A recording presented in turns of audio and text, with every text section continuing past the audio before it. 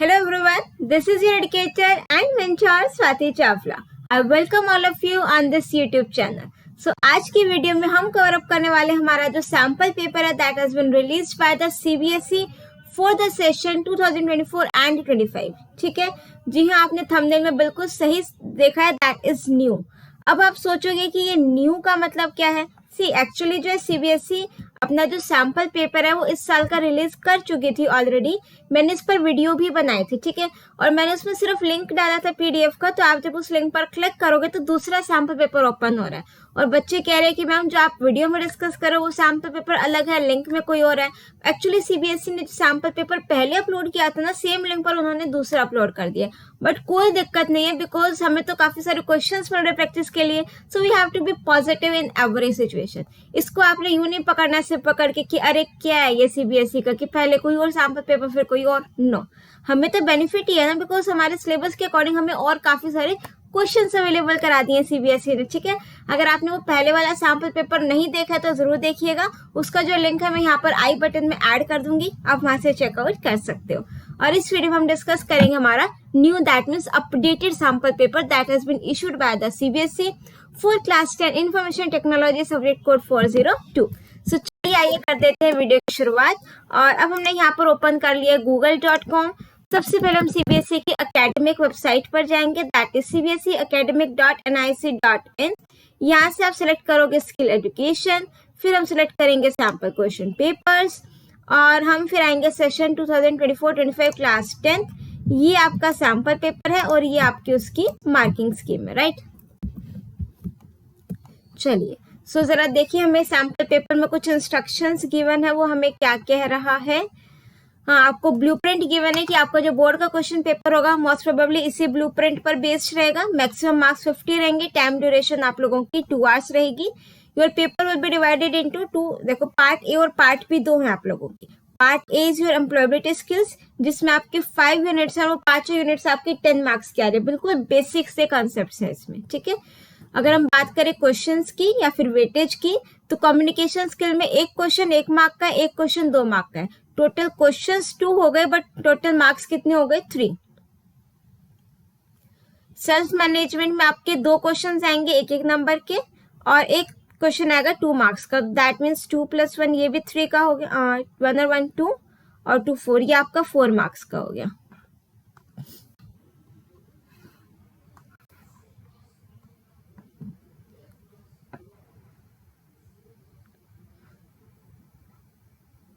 और ICT skills की बात करें, इसमें एक क्वेश्चन 1 मार्क का, एक क्वेश्चन 2 मार्क्स का. दैट मीन्स ये 3 मार्क्स का हो गया. और उसके बाद है आपका एंटरप्रेन्योर स्किल्स की बात करें, एक क्वेश्चन 1 मार्क का, एक क्वेश्चन 2 मार्क्स का. तो दैट मीन्स ये भी आपका 3 मार्क्स का हो गया. और फिर हम बात करें ग्रीन स्किल्स, एक क्वेश्चन 1 नंबर का, एक क्वेश्चन 2 मार्क्स का. तो ये आपका हो गया 3 मार्क्स का. अगर मैं वेटेज देखूँ तो 4 और 3 7 और 3 10 11 12 13 14 15 16 जा रही है फिलहाल. बट आपने जो अटेम्प्ट करना है वो इस अकॉर्डिंग करना है, राइट.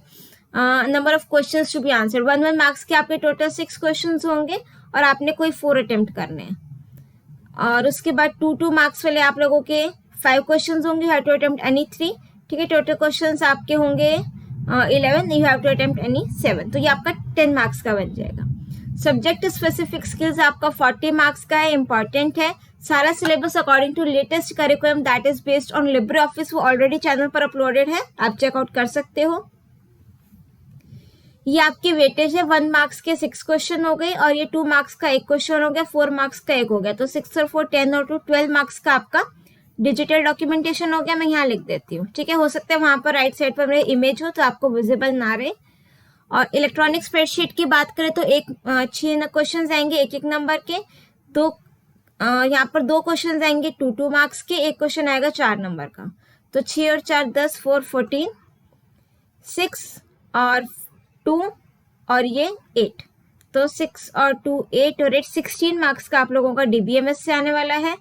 और फिर ये आपका हो गया 4 और ये 4 14. तो ये वेटेज रहने वाली आपके चैप्टर्स की. दैट मीन्स सबसे जो जिसकी वेटेज ज्यादा है दैट इज DBMS, 16 मार्क्स का होगा. हेल्थ सिक्योरिटी वाला आपका कुछ नहीं है, थ्योरेटिकल चैप्टर है, कंप्यूटर से रिलेटेड बहुत कम है, 14 मार्क्स का है ये. और 14 मार्क्स का इलेक्ट्रॉनिक स्प्रेडशीट और 12 मार्क्स का डिजिटल डॉक्यूमेंटेशन, राइट. और आपके 5 क्वेश्चंस ये आप देख लेना, नेगेटिव मार्किंग ऑब्वियसली नहीं होगी। और ये सेक्शन भी सारे इंस्ट्रक्शंस पढ़ लेना, ठीक है। अब हम आ जाते हैं हमारे सैम्पल क्वेश्चन पेपर पर और स्टार्ट करते हैं हम सेक्शन नंबर ए से। सेक्शन ए में आपके हैं बेसिकली ऑब्जेक्टिव टाइप क्वेश्चंस, ठीक है। तो इसमें आपके फर्स्ट क्वेश्चन पर आ जाते हैं, जिसके अगेन काफी सारे हमारे पार्ट्स भी हैं। सो फर्स्ट क्वेश्चन का first part is Rahul moved to Japan from India for work, ठीक है, काम के लिए इंडिया से वो जापान गया।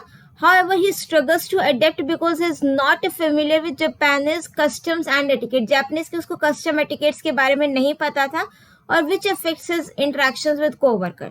So this is an example of, देखो यहाँ पर अगर आप सोच रहे हो linguistic barrier, यहाँ पर उन्होंने लैंग्वेज की बात नहीं की है, कस्टम्स एटिकेट्स इन सब की बात करिए। तो यहाँ पर जो करेक्ट अप्रोप्रिएट आंसर होगा that is option B, cultural behaviour. Next चीज देखो, एमसीक्यूज में हो सकता है आपको काफी बार ऐसा लगे कि ऑप्शन बी भी हो सकता है, डी भी हो सकता है, बट आपने मोस्ट अप्रोप्रिएट जो आपको लग रहा हो ना वो सिलेक्ट करना है, ठीक है। Second part is Amina studies diligently to improve her grades because she wants to feel proud of her achievements and also earn a scholarship. उसको स्कॉलरशिप भी चाहिए प्लस उसको प्राउड भी फील करना।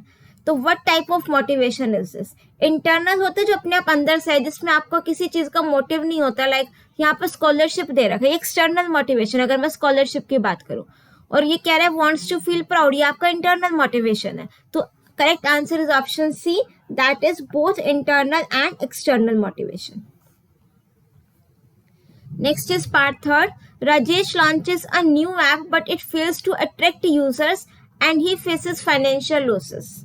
He gathers his team to discuss the failure, takes accountability for the oversight and assures them that he will conduct a thorough market research before the next launch. ठीक है, question ध्यान से देखो। राजेश ने एक new app launch की, market में काफी सारी ऐप है, वो एक हमारा एंटरप्रेन्योर उसने भी अपने खुद की ऐप लॉन्च करी, बट उस कि जो ऐप उसने लॉन्च करी थी ना वो कहाँ पर फेल हुआ? टू अट्रैक्ट यूजर्स को अट्रैक्ट नहीं कर पा रही थी उसकी app. And he faces financial losses, जिसकी वजह से उसको काफी सारा फाइनेंशियल लॉस हुआ। तो उसने अपनी पूरी टीम को बुलाया और इस फेलियर के बारे में डिस्कस भी किया और takes accountability for the oversight, इसके बारे में अपना अकाउंटेबिलिटी करी and assure them that he will conduct thorough market research before the next launch. और उसने एश्योर कराया, आश्वासन दिलाया कि वो नेक्स्ट जो आपकी मार्केट रिसर्च कर मीन्स जब भी वो नेक्स्ट ऐप लॉन्च करेगा उससे पहले वो अच्छे से रिसर्च करेगा, ठीक है।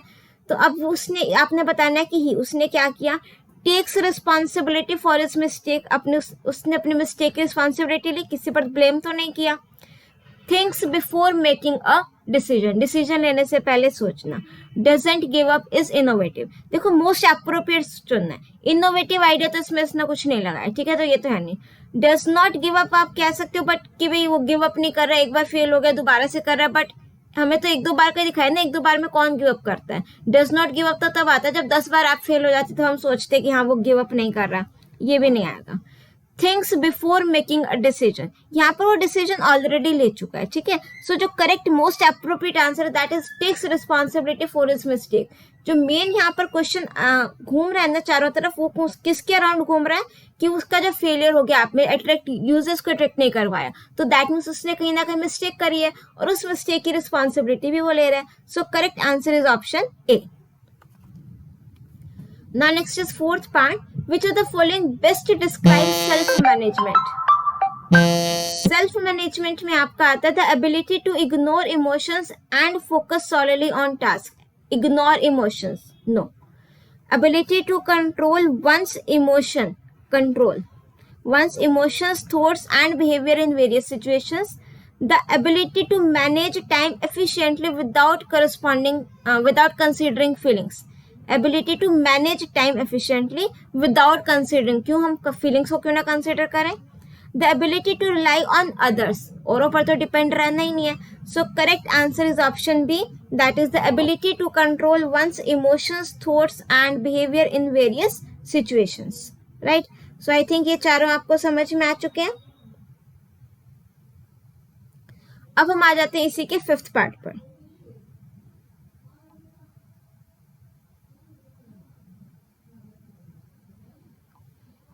चलिए फिफ्थ पार्ट हमारे पास है, a community initiates a tree planting campaign to restore local forest, aiming to enhance biodiversity, prevent soil erosion, and provide habitats for wildlife.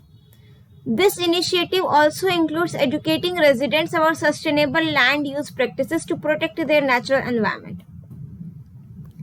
Which SDG? SDG means Sustainable Development Goal. Can you relate this initiative to? Tree planting की बात हो रही है, land की बात हो रही है, तो कौन सा वाला आपका होगा? Option B, that is life on land. Next is sixth part, how can an antivirus protect your device? So antivirus कैसे प्रोटेक्ट करते हैं? Can protect it from overheating? No.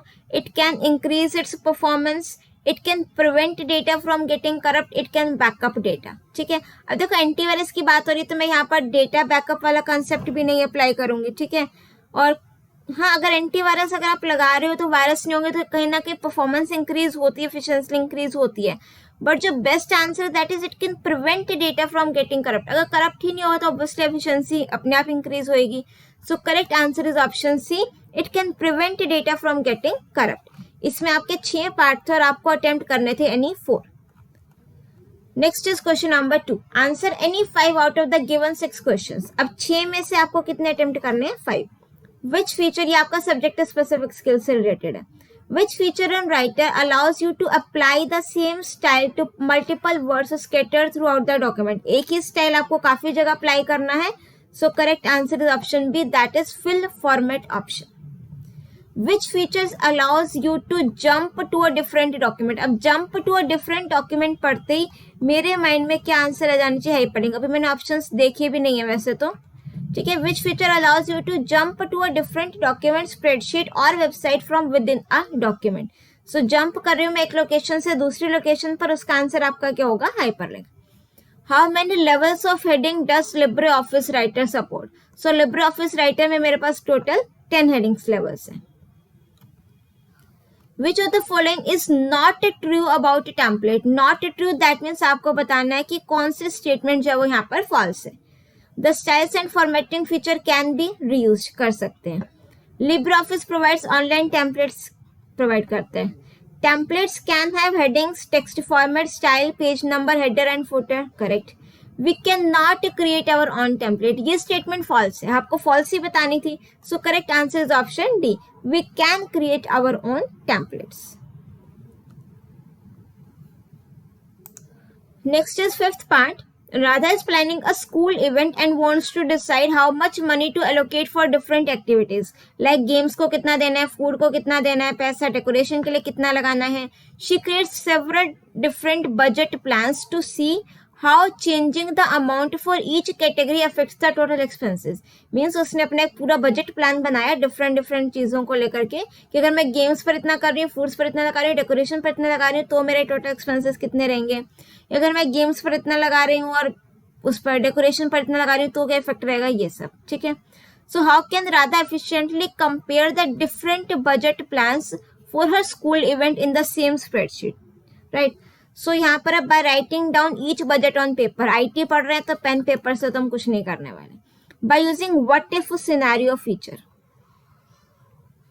In the spreadsheet to create and analyse different budget options. What if scenario लगाएगा वो, ठीक है, लगाएगी राधा है कि व्हाट इफ सिनेरियो मीन्स कि अगर मैं ये चीज कर रही हूँ तो उसका क्या इफेक्ट रह रहा है. व्हाट इफ, अगर ये कर रही हूँ तो उसका क्या इफेक्ट रह रहा है. ठीक है, by asking her friends to guess the cost, guessing वक्त तो नहीं काम करेगा. By using the filter function to look at one category at a time. No. So correct answer is option B, that is what if scenario feature वो use करेंगे. Next is what is the main goal of applying ergonomics in an office setting? देखो ergonomics का मतलब है यहाँ पर to increase the amount of work done in a shorter time. No. To design tasks that are more interesting for employees. No. To ensure easy and safe use of equipment, reducing the risk of injury. Yes. कि आपके जो equipments है ना ऐसे use करो कि आपको उससे इंजरी कम हो. ये बेसिकली मीनिंग होता है एर्गोनॉमिक्स का. Next is question number 3. Answer any 5 out of the given 6 questions. अब अगेन क्वेश्चन 3 में भी आपको टोटल 6 क्वेश्चंस गिवन है and you have to attempt any 5. The code of macro begins with dash followed by the name of the macro and ends with dash. तो आपका जो macro है वो सब और एंड सब के बीच में लिखा जाता है. So correct answer is option B, that is sub and end sub. Next is second part. What is the benefit of inserting an image as a link in a document? इसका मतलब क्या है, देखो हमारे पास एक लिब्रे ऑफिस का document है, मैं यहाँ पर एक प्रॉपर इमेज ना इंसर्ट करके उस इमेज का लिंक इंसर्ट कर रही हूँ, उससे मुझे क्या बेनिफिट मिलेगा? It reduces the document size by storing only the reference to the image. यही इसका आंसर है कि आपका जो डॉक्यूमेंट का साइज है, एक तो मैं एक लिंक डाल रही हूँ इमेज का, एक है मैं पूरी इमेज ही डाल रही हूँ, तो ऑब्वियसली जहां पर लिंक है उसमें मेरे डॉक्यूमेंट का साइज कम हो जाएगा। By storing only the reference to the image, की मैं अपने सिर्फ इमेज का रेफरेंस डाल रही हूँ। It enhances the image quality, quality पर कोई फर्क नहीं पड़ेगा, लिंक है, जो क्वालिटी लिंक की है मीन्स इमेज की है वो वहीं रहेगी। It allows for automatic image editing within the document. No. It removes the need for image captions. No. So correct answer is option A. Next is third part. After incorporating the reviews, Krishna mailed the document to his editor with the track changes on. Okay, after incorporating review, सारे उसने reviews देख लिए, उसके बाद कृष्णा ने वो document mail किया अपने एडिटर को ट्रैक चेंजेस ऑन करके। He made certain changes in the document. Pradeep wants to compare his original document with the reviewed document, उसको कंपेयर करना है। What is the first step Krishna should take to compare his edited document और original document को basically compare करना है? So open the manage changes dialog box, first step बताना है, तो ये नहीं होगा, ठीक है। एडिट पे जाएंगे, ट्रैक चेंज पर जाएंगे, कंपेयर डॉक्यूमेंट पर जाएंगे, ठीक है। सेव तो नहीं होगा, एक्सेप्ट रिजेक्ट ये बाद में आता है। So correct answer is option B. Next is it allows the placement of image in relation to text. Text को लेकर ये इमेज को मुझे किस तरीके से प्लेस करना है ये मुझे बताएगा text wrapping. Next is what is the primary function of subtotal. आपने अगर मेरी वीडियोस देखी हो तो मैंने आपको एक चीज बता रखी है कि सब टोटल में हम अपने डेटा की ग्रुपिंग करते हैं। It creates a chart for data. No, ये ग्रुप डेटा आ गया ना, तो यही आंसर है।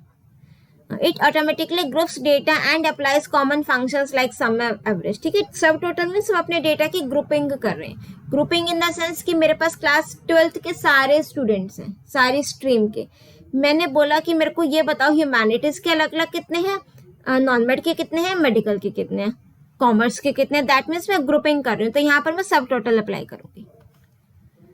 What is one way to mitigate hazards associated with prolonged computer use?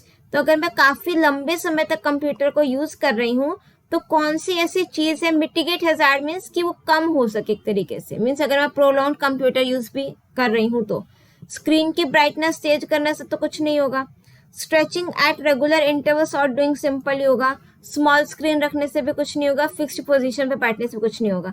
So correct answer is option B.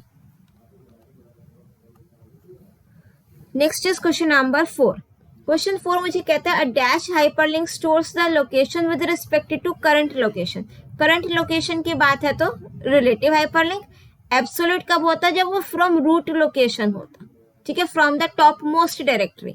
या वो रूट लोकेशन बोलता या फिर बोलता टॉप मोस्ट लेवल, तो आप क्या लगाते हैं, absolute hyperlink. With respect to current location है तो relative hyperlink. Dash is a text editor that allows you to create and edit macro. तो अगर आपको अपने मैक्रोस को क्रिएट करना है या एडिट करना है तो कौन सा टेक्स्ट एडिटर यूज करोगे, आईडीई। और इसकी फुल फॉर्म मैं आपको बता देती हूँ, इंटीग्रेटेड एंड डेवलपमेंट एनवायरनमेंट।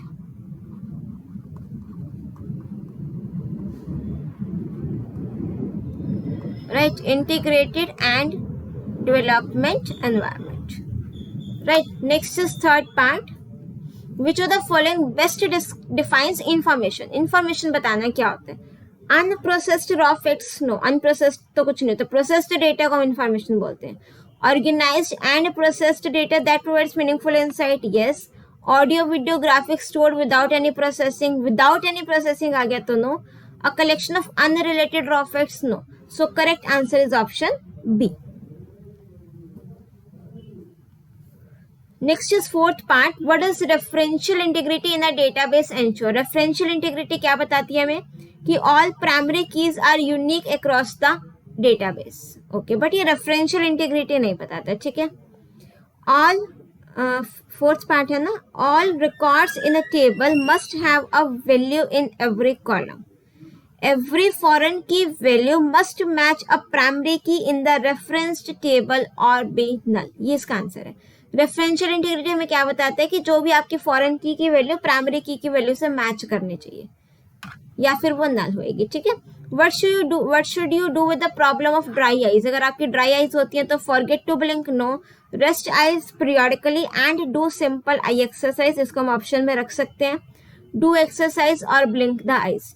देखो आईज ब्लिंक करना ठीक है, एक्सरसाइज करना ठीक है, मोस्ट अप्रोप्रिएट देखिए इस ऑप्शन में सारे आ रहे हैं ना कि आईज को रेस्ट भी दो पीरियोडिकली और फिर सिंपल आई एक्सरसाइज भी करो। So correct answer is option B, most appropriate one, ठीक है। Which of the following data model sets a relation between two or more table? Two और मोर टेबल्स के बीच की बात हो रही है तो आपका कौन सा डेटा मॉडल होगा? वो relational data model, right. Next is question number 5. Again in question number 5 also you have to attempt any 5 out of the given 6 questions. Which of the following statements are true about primary key in a database? True statement बतानी है primary key से related. It is a field that can have duplicate values. No, primary key में आपकी duplicate values नहीं होती. It uniquely identifies each record in a table. ये correct है, ये आपके रिकॉर्ड को यूनिकली आइडेंटिफाई करता है, इसको हम ऑप्शन में रख सकते हैं। It can have null values, no. Primary key अगर मैंने किसी कॉलम को बना दिया तो उसमें ना तो डुप्लीकेट वैल्यूज होंगी ना ही उसमें नल वैल्यू होगी। It is an optional field, optional तो बिल्कुल भी नहीं है। So correct answer is option B, it uniquely identifies each record in a table. Next is question number 2, second part. Which of the following dialog box appears when the query design window is opened for the first time to design a query? Means अगर मुझे कोई query को design करना है तो आपकी query design window open होती है, तो वहां पर आपका फर्स्ट जो ऑप्शन होगा वो कौन सा होता है? See let me show you this practically. ये आपका लिब्रे ऑफिस बेस का क्वेश्चन। तो यहाँ पर हमने लिब्रे ऑफिस बेस ओपन किया, क्वेरी डिजाइन विंडो की बात हो रही है तो मैं एग्जिस्टिंग डेटाबेस ही ओपन कर लेती हूँ और यहाँ पर हम क्वेरी पर गए और क्वेरी डिजाइन व्यू हमने ये ओपन किया। तो फर्स्ट जो आपको ओपन हो रहा है दैट इज ऐड टेबल और क्वेरी। सो ये ऑप्शन देखो जरा मुझे कहाँ गिवन है, ऐड टेबल और query. So that means correct answer is option D, add table और क्वेरी। नेक्स्ट हमारे पास आता है third part. What feature in OpenOffice Base allows users to present retrieved data in a user friendly or formatted manner? आ गया तो that means report. Option C. Next is which of the following is a recommended way to manage stress at work? काम के time पर मुझे stress को manage करना है तो क्या करेंगे? Engage in aggressive conflict with colleagues? No. Work longer hours without break? No, और दिमाग खराब हो जाएगा। Seek conflict resolution strategies with colleagues? Avoid hobbies that promote relaxation? Hobbies को क्यों अवॉइड करें हम, ठीक है, हमें स्ट्रेस मैनेज करना है ना। तो seek conflict resolution strategies with colleagues, ये मोस्ट अप्रोप्रिएट है। नेक्स्ट है fifth part. Which of the following can lead to musculoskeletal problems while working on a computer? So anti glare screen use करना, sitting in a wrong posture and using in an uncomfortable chair, ये answer है। Air condition use करना, take frequent break लेना, ठीक है। नहीं तो आपका जो मसल्स रिलेटेड प्रॉब्लम्स होती है कंप्यूटर पर आप बैठकर काम करते हो तो वो किस वजह से होती है? एंटी ग्लेयर स्क्रीन से नहीं होती। एंटी ग्लेयर ग्लासेस क्या होते हैं, जैसे सपोज ये स्पेक्स है तो मैंने ये एंटी ग्लेयर ही बनवा रखे हैं कि अगर आप कंप्यूटर पर काम कर रहे हो तो इसकी जो ज्यादा रेज होती है वो हमारे आईज को इफेक्ट ना कर पाए, ठीक है। तो बेनिफिट रहता है। एयर कंडीशन भी जनरली यूज करते हैं बिकॉज हीट वगैरह प्रोड्यूस होती है तो वो उसको मैनेज कर लेते हैं। फ्रीक्वेंट ब्रेक भी लेने चाहिए। तो अगर मैं किसी अनकंफर्टेबल चेयर पर बैठी हूँ फिर रॉन्ग पोस्चर में बैठी हूँ तो ये प्रॉब्लम आ सकती है। Next is question number 6 part. In a situation where a small fire breaks out in the office, what should you use to address the emergency? Fire break लग गई है तो ब्लैंकेट पता नहीं उस टाइम मिले ना मिले, फायर एक्सटिंग्विशर तो हर जगह होता ही है वर्क प्लेस एरिया में। टॉवल कहाँ ढूंढते फिरोगे? बेकिंग सोडा भी नहीं। So correct answer is option B, that is fire extinguisher, right. So ये हमारा सेक्शन ए था। अब हम सेक्शन बी करेंगे और इवन इसी वीडियो में हम इसको कंप्लीट करेंगे। अभी तक शायद मैंने आपको लाइक सब्सक्राइब कमेंट शेयर करने के लिए भी नहीं बोला है, अब बोल देते हैं। अब पार्ट ए आपने सेक्शन ए अच्छे से देख लिया। अगर वीडियो पसंद आ रही है, ऐसा नहीं है कि वीडियो में एकदम से खो जाओ ना, अगर वीडियो पसंद आ रही है अभी के अभी जरा वीडियो को पॉज करके लाइक कर दो, कमेंट कर दो, शेयर कर दो सभी फ्रेंड्स के साथ अपने ग्रुप्स में, और अगर चैनल सब्सक्राइब नहीं किया है तो वो भी कर देना, ठीक है। चलिए, नाउ नेक्स्ट है section B, subjective type questions. ये आपके पार्ट ए से रिलेटेड है, दैट इज एम्प्लॉयबिलिटी स्किल, ठीक है। Answer any 3 out of the given 5 questions. 5 questions हैं, you have to attempt any 3 है, 2 मार्क्स के। वर्ड लिमिट भी दे रखी है, कोशिश करना इसी वर्ड लिमिट तक ही स्ट्रिक्ट रहो। क्वेश्चन नंबर 6 कहता है, during a team meeting Sara is explaining a complex project idea to her colleagues. ठीक है, मीटिंग चल रही है, सरा अपना जो कॉम्प्लेक्स प्रोजेक्ट आइडिया वो कलीग को एक्सप्लेन कर रही है। She speaks too quickly, uses jargon, jargon means a complicated words जो होते हैं, टेक्निकल वर्ड्स जो होते हैं, and doesn't pause for questions. Okay, project भी उसका कॉम्प्लेक्स है और ऊपर से वो फटाफट बोले ही जा रही है, जार्गन यूज कर रही है, पोज भी नहीं ले रही है बोलते वक्त। एज अ रिजल्ट हर टीम सीम्स कंफ्यूज्ड, ऑब्वियसली होगी, and the project isn't fully understood. What can Sarah do to improve her verbal communication skill? यहाँ पर उसको अपनी communication skills को improve करने की जरूरत है। ये मैंने ओपन किया साथ के साथ में जो है मार्किंग स्कीम, इसमें हम आंसर्स देखते हैं या ठीक है। तो सरा को क्या करना चाहिए, एक तो देखो कॉम्प्लिकेटेड टर्म्स नहीं यूज करनी चाहिए, सिंपल टर्म्स यूज करें लेमन लैंग्वेज में, सो दैट जितने कलीग्स हैं सबको समझ में आ जाए, ठीक है।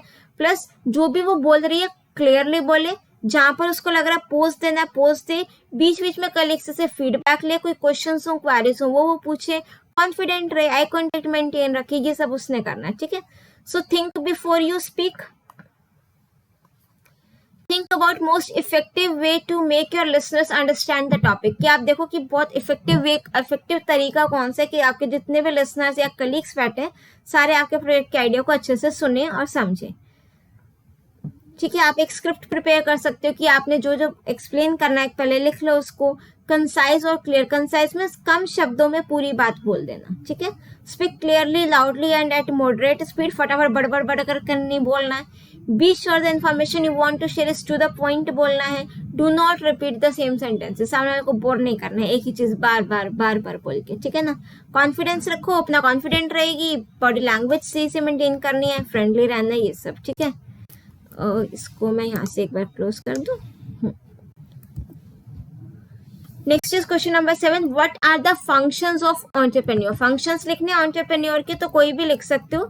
सबसे पहले आप लिख सकते हो हमारे जो एंटरप्रेन्योर्स है डिसीजन टेकिंग एबिलिटी है उनके पास, कि आपका जो है काफी सारे डिसीजन उनको लेने पड़ते हैं, रिस्क टेकिंग एबिलिटी उनके पास होती है, और अपना पूरे बिजनेस को मैनेज करते हैं, सब कुछ देख करके चलते हैं, इनोवेटिव आइडियाज लाते हैं, और इनकम डिवाइड करते हैं, मीन्स जो जो आपको उसको प्रॉफिट हो उसको हर एक एम्प्लॉयज को सैलरी देना, कहीं का रेंट है कोई वो देना, मशीनरी ठीक कराना, सब कुछ देखना है, कोई रॉ मटेरियल मंगाना है वो देखना है, रिस्क लेते हैं, plus creating new methods, ideas और प्रोडक्ट्स, इनोवेटिव आइडियाज, ये सारे काम कौन करते हैं, हमारे एंटरप्रेन्योर्स।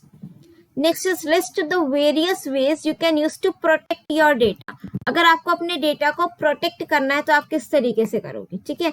अब देखो अगर मुझे अपने किसी फिजिकल प्रोडक्ट को क्या बोलते हैं उसको, फिजिकल प्रोडक्ट को क्या बोला इसने, सॉरी, अगर मुझे फिजिकल प्रोडक्ट को प्रोटेक्ट करना है, सपोज ये मेरा लैपटॉप है, फिजिकल प्रोडक्ट है, इसको मुझे प्रोटेक्ट करना है, तो मैं क्या करूंगी, अंदर के डेटा की बात नहीं कर रही, प्रॉपर लैपटॉप की बात कर रही है, जो मेरा माउस है, अगर मुझे इससे प्रोटेक्ट करना है, ज्यादा से ज्यादा हम क्या कर सकते हैं, किसी रूम में लॉक करके की सिक्योरली रख सकते हैं, बट अगर मैं अपने डेटा की बात करूं वहां पर हम पासवर्ड लगाते हैं, ठीक है।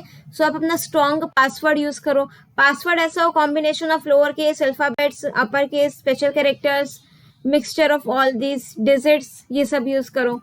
एंटीवायरस इंस्टॉल करो, फायरवॉल इंस्टॉल करो, अपने डेटा को एनक्रिप्ट कर लो, फिर बाद में जब चाहिए होगा उसको डिक्रिप्ट कर लो। जो भी आप वेबसाइट्स यूज करो अपना सिक्योर हो, HTTPS वाली हो, ग्रीन एक पैडलॉक सिंबल आता है वो चीज चेक करना, राइट।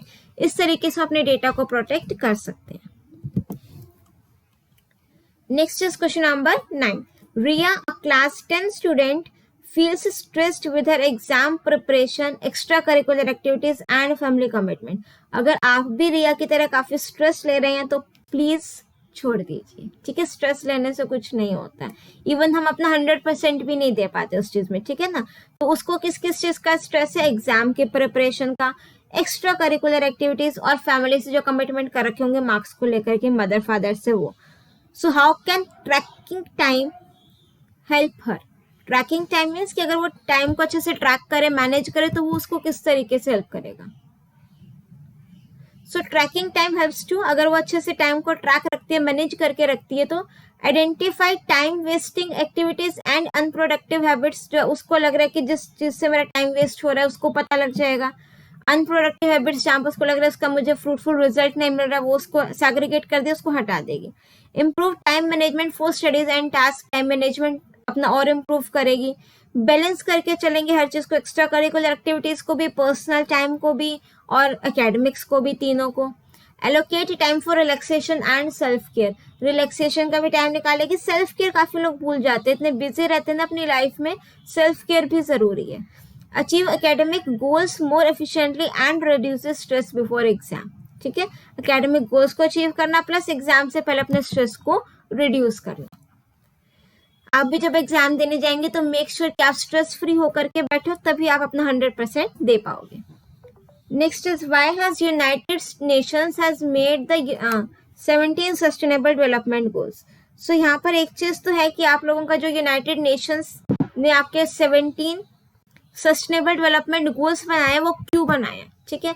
तो इसमें आपने ये लिखना है कि आपने जो हमारे यूनाइटेड नेशंस ने 17 सस्टेनेबल डेवलपमेंट गोल्स बनाए सिर्फ इसलिए कि हमारे को जो काफी सारे इश्यूज आ रहे हैं, लाइक सोसाइटी का, जेंडर इनइक्वालिटी का, एनर्जी का, क्लाइमेट चेंज का, लैंड से रिलेटेड, मेराइन लाइफ से रिलेटेड काफी सारी चीजें हैं, उन सबको इश्यूज को हैंडल करने के लिए कि वो सारी चीजें कम हो जाए, पॉवर्टी का या फिर अब काफी सारी चीजें इसमें हमें, ठीक है। So the 17 sustainable development goals have been made with the aim of taking care of important issues facing business, governments and society. Means जो हमारे business हो गए, यानी कि गवर्नमेंट हो गई, सोसाइटी हो गई, जो ये सब फेस कर रहे हैं, कौन कौन से इश्यूज है, पॉवर्टी से रिलेटेड हो गया, जेंडर इक्वालिटी, इशू तो जेंडर इनइक्वालिटी का है, ठीक है ना, water use, energy, climate change, biodiversity, ये सब हो गया। Countries are now making policies and regulations that will promote sustainable system needed in all economic sectors to provide a secure, affordable and sustainable economy. काफी सारी countries है जो इस चीज में लगी हुई हैं, ठीक है। नेक्स्ट इज, अब आपके ये वाले हो गए एम्प्लॉयबिलिटी स्किल्स के। अब जो 11 से आ गया, that is answer any 5 out of the given 6 questions. ये आपको 5 क्वेश्चंस गिवन है और इसमें से आपको अटेम्प्ट करनी है एनी 6 गिवन है, ठीक है। आपको 6 questions given and you have to attempt any 4। In OpenOffice Writer what are the styles, list 2 OpenOffice Writer style options. I think अब ये बाय मिस्टेक उन्होंने ओपन ऑफिस लिख दिया, बिकॉज अब सारे कंफ्यूज रहोगे कि हम ओपन ऑफिस करें लिब्रे ऑफिस करें। सी अकॉर्डिंग टू मी अब हमें लिब्रे ऑफिस ही करना चाहिए, अगर ये भी कर ले कोई दिक्कत नहीं, आंसर इसका सेम ही रहेगा, ठीक है ना। सो स्टाइल्स आपका क्या होता है, it is a collection of जितनी भी हमारी फॉर्मेटिंग ऑप्शंस हैं, सो दैट मैं उसको बाद में सेव करके अपना डॉक्यूमेंट में अप्लाई कर सकूं, वो सारा आपका क्या होता है, स्टाइल। काफी सारे 6 टाइप के स्टाइल हैं, आपको कोई 2 लिखने, page style, paragraph style, character style, list style, frame style, table style, ये सारे style, you have to write any 2। Next is question number 12, differentiate between safety and security of an employ. अब देखो suppose I am an employ, मैं किसी एक जगह पर काम कर रही हूँ, तो वहां पर सेफ्टी और सिक्योरिटी इन दोनों में टर्म्स में डिफरेंस है, आपको डिफरेंस ही बताना है, सेम नहीं है। सेफ्टी का मतलब क्या है, हमारी सेफ्टी, और सिक्योरिटी का मतलब क्या है कि जो मेरे पास लाइक फिजिकल चीजें हैं उनकी सिक्योरिटी। तो safety means the working environment of an organisation must be safe, जो उसका एनवायरनमेंट है काम करने का वो सेफ होना चाहिए। It must be free from hazard and risk, risk factor नहीं होना चाहिए, हैजार्डस नहीं होना चाहिए, ठीक है। और सिक्योरिटी मीन्स कि जो भी एम्प्लॉयज हमारी ऑर्गेनाइजेशन में काम कर रहे हैं must feel that they are secured in the company campus. ऐसा नहीं है कि कंपनी कैंपस में अपने आप को सिक्योर नहीं समझ रहे हैं, या बाहर पार्किंग में कार पार्क है वो सोच रहे हैं कहीं चोरी ना हो जाए, ये चीज नहीं। Security is a kind of freedom from any potential harm. It ensure the safety of people working, पर पीपल की हमारी सेफ्टी भी, ठीक है। It include security such as personal safety हो गई, कंप्यूटर सिस्टम की सेफ्टी हो गई, लैपटॉप कहीं चोरी नहीं हो रहा, आपके जो कंप्यूटर सिस्टम्स है वो इंटैक्ट रहेंगे, electrical safety, transport safety, other equipment, कोई भी इनसे रिलेटेड वो सेफ्टी हो गई, सिक्योरिटी, ठीक है। और सेफ्टी मीन्स कि आप लोगों को जो एनवायरनमेंट है एकदम रिस्क फ्री है, काम करने लायक है। Next is question number 13, what are the benefits of sharing a spreadsheet. हम अपना क्या करते हैं, स्प्रेडशीट को शेयर करते हैं, उससे क्या बेनिफिट होगा। देखो एक स्प्रेडशीट मैंने बनाई, उसको मैंने शेयर कर दिया काफी सारे लोगों के साथ, अब उससे क्या होगा कि जो वो सारे एक साथ उसमें चेंजेस कर सकते हैं, अगर उन्होंने ट्रैक चेंज फीचर ऑन रखा है तो मैं उसको इजीली कंपेयर कर सकती हूँ कि उन सब ने उसमें क्या क्या चेंजेस किए हैं, और एट द एंड मैं ओरिजिनल ऑथर हूँ उस डॉक्यूमेंट का, तो मैं देख सकती हूँ कि किन किन के चेंजेस मुझे एक्सेप्ट करने हैं और किसके चेंजेस मुझे रिजेक्ट करने हैं, राइट। कहो तो इसको रीड आउट कर देते हैं, otherwise a shared spreadsheet is the same sheet that can be accessed by more than one user and can allow them to make changes simultaneously। एक ही टाइम पर काफी सारे यूजर उस सेम शीट पर changes कर रहे हैं।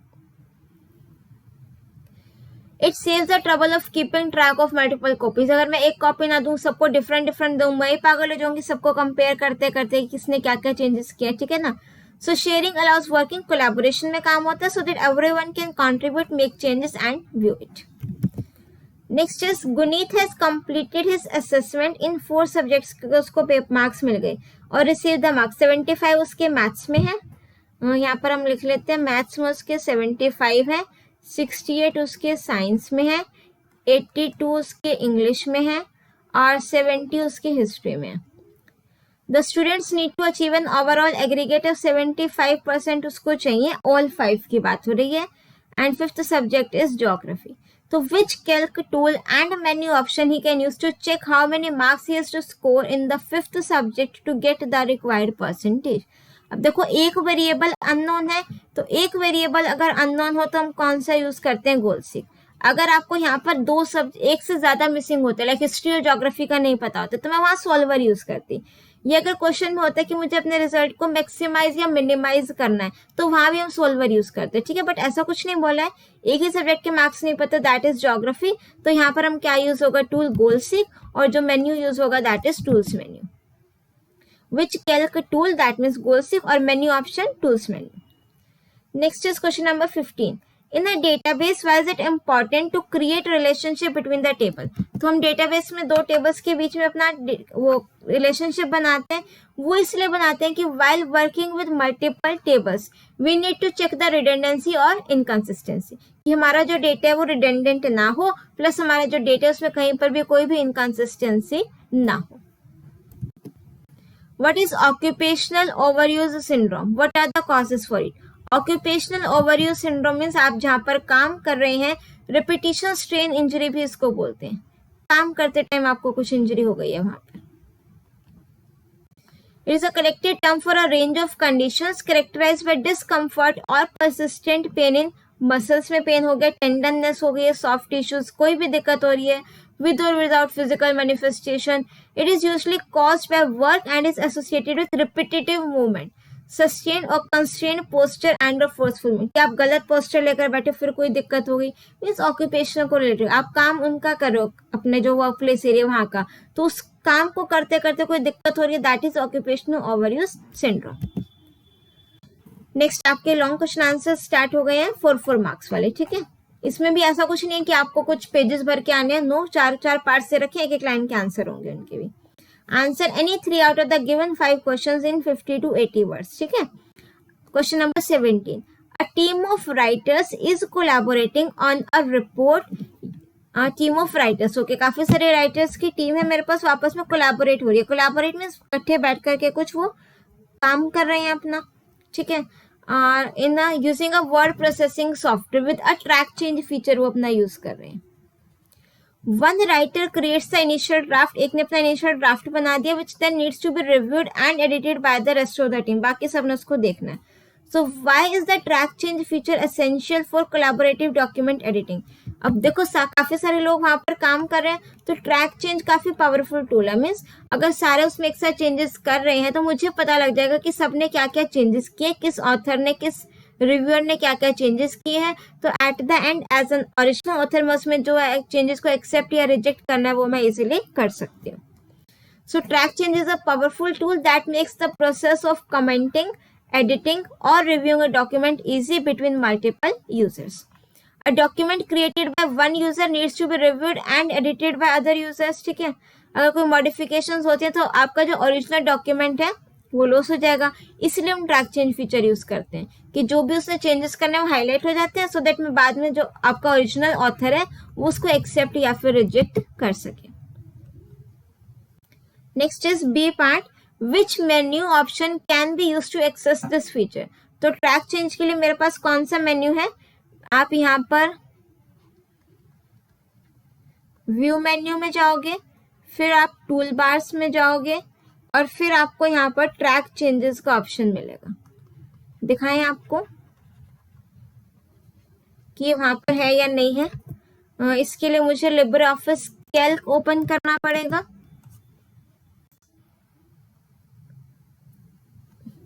इसको हम ओके कर देते हैं। यहाँ से हम व्यू पे गए और टूल बार्स में गए। देखो जरा यहाँ पर ट्रैक चेंज दिख तो नहीं रहा है, एडिट मेन्यू में आई थिंक। तो क्वेश्चन गलत दे दिया उन्होंने, ये आंसर गलत दे दिया। Which menu option can be use to access this feature. हाँ, ट्रैक चेंज आपका टूल बार्स में तो मुझे नहीं दिख रहा, एडिट मेन्यू में। एडिट में गए, ट्रैक चेंज में गए, ठीक है। सो एडिट मेन्यू में ट्रैक चेंज वाला ऑप्शन देखो, मैंने आपको प्रैक्टिकली बता दिया, ठीक है, बिकॉज मुझे इसके आंसर पर ना डाउट हो रहा था। व्यू में टूल बार्स ट्रैक चेंज नहीं है। एक बार ओपन ऑफिस में देखें, उसमें भी एडिट मेन्यू में तो है ही है, ये तो मुझे पता है। और टूल बार्स में और चेक करते हैं एक बार, थोड़ा कंफर्म हो जाएगा आपको भी और हमें भी।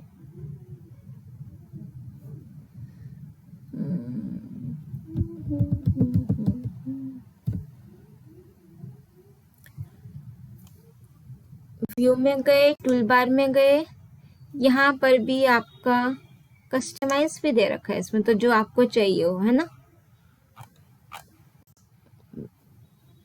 ये तुम्हारा उसमें भी दे रखा है। लिब्रे ऑफिस में गए, कैल्क में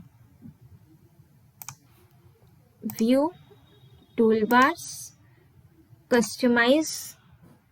कस्टमाइज कर दें इसको एक बारी।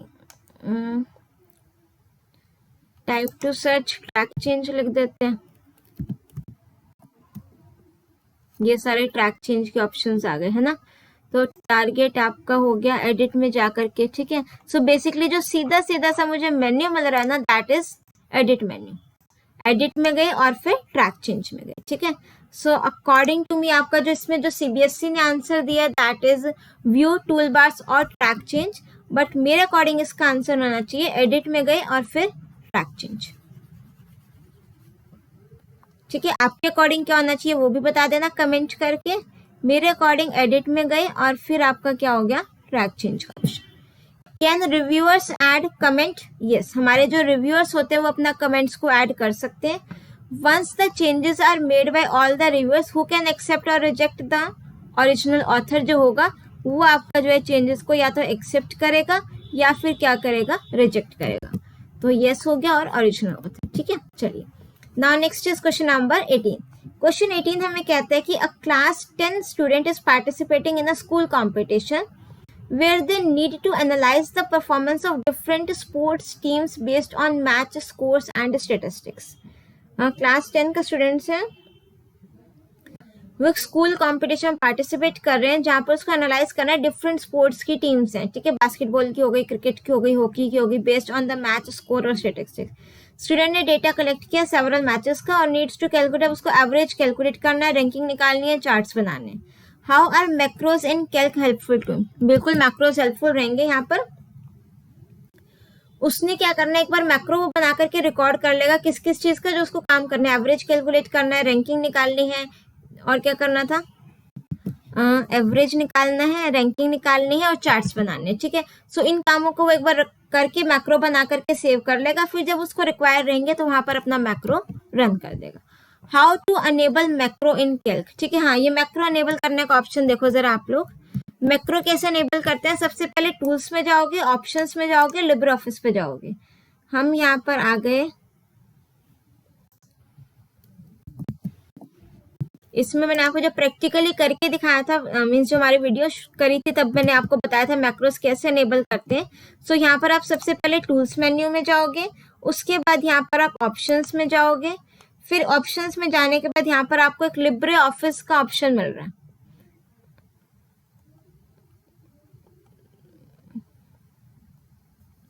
और फिर एडवांस्ड, ये लिब्रे ऑफिस देखो, अगर मैं इसको ऐसे कर दूं, अभी आपको दिख रहा है, ठीक है। ये लिब्रे ऑफिस का ऑप्शन है, इसमें यहाँ पर आपका कौन सा ऑप्शन है, एडवांस्ड का ऑप्शन है, ठीक है।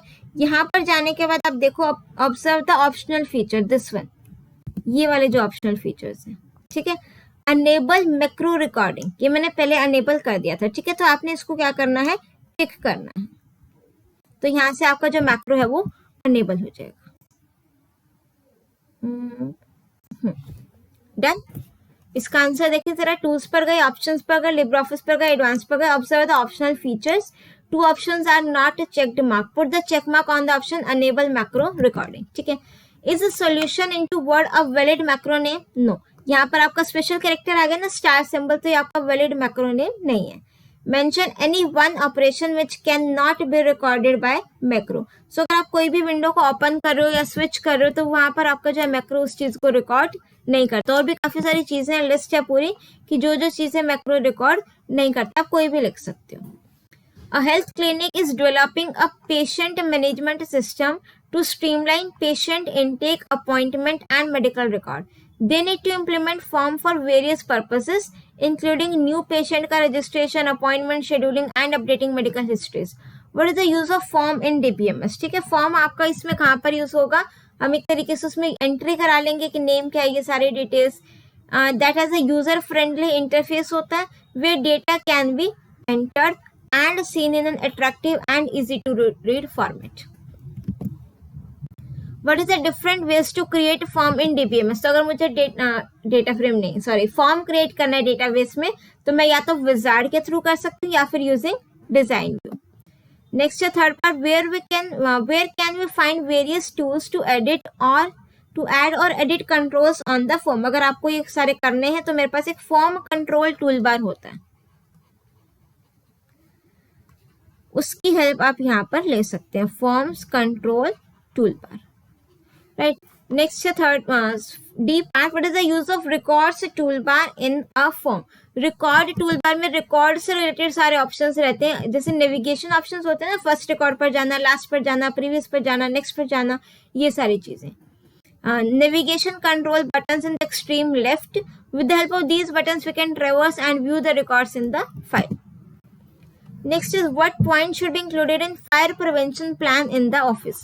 फायर प्रिवेंशन प्लान मीन्स अगर आप अपना किसी कोई भी वर्क प्लेस एरिया की अगर मैं बात करूं और आप चाहते हो कि वहां पर फायर प्रिवेंशन प्लान, आग से बचने के लिए मुझे क्या क्या ध्यान में रखना चाहिए, सबसे पहले आप लोगों के जो जितने भी एम्प्लॉयज हैं वहां पर फायर एक्सटिंग्विशर होनी चाहिए, प्लस वहां पर एम्प्लॉयज को पता होना चाहिए how to properly use them, ठीक है। अब अगर मैं बात करूं, वैसे आज तक जरूरत तो नहीं पड़ी है फायर एक्सटिंग्विशर को यूज करने की, लाइक सपोज मेरा जो वर्क प्लेस एरिया जहाँ पर मैं काम करते हैं, ठीक है, सपोज कंप्यूटर लैब में फायर एक्सटिंग्विशर है, but I don't know how to operate that. वहां पर एम्प्लॉयज को ट्रेनिंग नहीं दी गई है, एकदम से कहीं पर आग लग गई है तो मैं क्या करूंगी, कॉल करके किसी पियोन को, किसी ऐसे पर्सन को बुलाऊंगी सो दैट वो फायर एक्सटिंग्विशर एटलीस्ट निकाल के यूज करे, बट डोंट यू थिंक कि वो काफी लेट हो जाएगा उस टाइम पर, राइट। सो दैट मीन्स जितने एम्प्लॉयज हैं वहां पर उनको ट्रेनिंग देनी चाहिए कि हमारे को फायर एक्सटिंग्विशर को यूज कैसे करना है, ठीक है। और अगर नहीं दिया कोई बात नहीं, यूट्यूब पर आप वीडियो देख सकते हो फायर एक्सटिंग्विशर को यूज कैसे करते हैं, ठीक है। All employees must know where the fire extinguishers are located, पता तो होना ही चाहिए कहाँ पर है वो, and how to properly use them. Fire extinguishers and first aid station should be clearly marked with sign कि यहाँ पर ये है। Never block access to exit fire extinguishers, electrical switches and planner, ठीक है। देखो कई बार क्या होता है कि सपोज एक अलग से रूम बना दिया हमने कि यहाँ पर एक छोटा सा रूम है, वहां पर आपका फायर एक्सटिंग्विशर रख दिया। अब कई बार क्या होता है वो रूम जनरली लॉक रहता है क्योंकि वहां पर इतना तो कोई आना जाना है नहीं, कौन बार बार वो फायर एक्सटिंग्विशर खोल रहा है, फिर आग लग रही है फिर बुझा रहे हैं। तो ऐसा नहीं है कि उस रूम के आगे मैं अपना सारा स्टॉक रख दूं, कबाड़ रख दूं या फिर आपका एक्स्ट्रा मटेरियल रख दूं, नो, ठीक है। मुझे उस डोर को क्लीन रखना है कि अगर मेरे को इमरजेंसी में जाना पड़े तो मैं फटाफट से वहां तक पहुंच सकूं। Do not use flammable material near electrical panels, switches, lift trucks or any electrical equipment, वरना वो आग ज्यादा जल्दी पकड़ेंगे। Make sure all equipment is properly grounded where needed. Fire extinguisher must be inspected regularly. ऐसा ना हो कि सिर्फ लगी हुई है, काम ही नहीं कर रही है वो। Report to your supervisor of any defect in electrical, fire prevention और material handling equipment कोई होता है तो supervisor को हम inform करेंगे। No flammable material are to be placed around an exit doorway. कोई भी ऐसे अपना उन चीजों से दूर रहने जो जल्दी आग पकड़ते हैं, ठीक है।